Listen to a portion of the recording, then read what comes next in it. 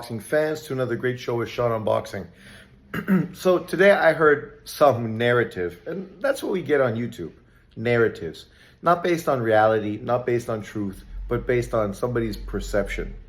So the fact that people are now supporting Keyshawn Davis and talking about a potential fight between him and Tank Davis for unification somehow makes people feel in their feelings.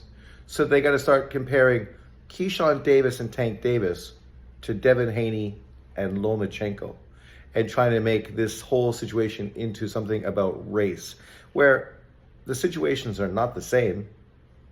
You're trying to make it the same so you can push some race narrative. The truth is, people see that Keyshawn Davis is going to be fighting for the WBO title, a legitimate title, to win a legitimate title against a world champion. When he does that, he, like Lomachenko, Tank Davis, and Shakur Stevenson, are going to all be world champions at 135 pounds. 4 world champions. And what people have wanted for a long time is Tank Davis to fight the top level competition in boxing. And in most cases, the only way you accomplish that is by fighting the other world champions in unification. This is why people praise Usyk for becoming undisputed against Tyson Fury after beating Anthony Joshua. This is why people praise Inouye, the monster, for beating Stephen Fulton and then fighting Marlon Tapales to become undisputed at 122 pounds. This is why people praised Bud Crawford for beating Errol Spence to become undisputed at 147 pounds, right? You can see the connection here. People fighting other world champions to unify titles and get praised and put on top of pound for pound lists because of the level of competition that they are fighting. This is the problem with Tank Davis.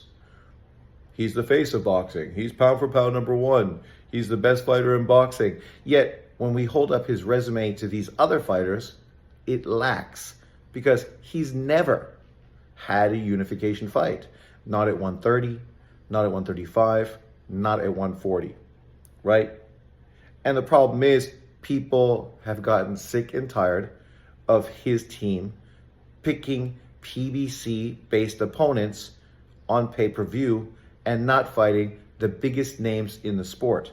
And that's exactly what's happened. We didn't get Tank Davis versus Devin Haney, didn't get him versus Teofimo Lopez, didn't get him versus Lomachenko, don't seem like we're going to get him versus Shakur Stevenson. So people are looking for the next potential champion that Tank Davis may be able to fight.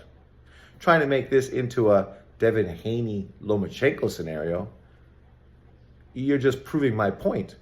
Because Lomachenko didn't fight Devin Haney, who didn't have a legitimate world title. What he chose to do was fight Teofimo Lopez for unification.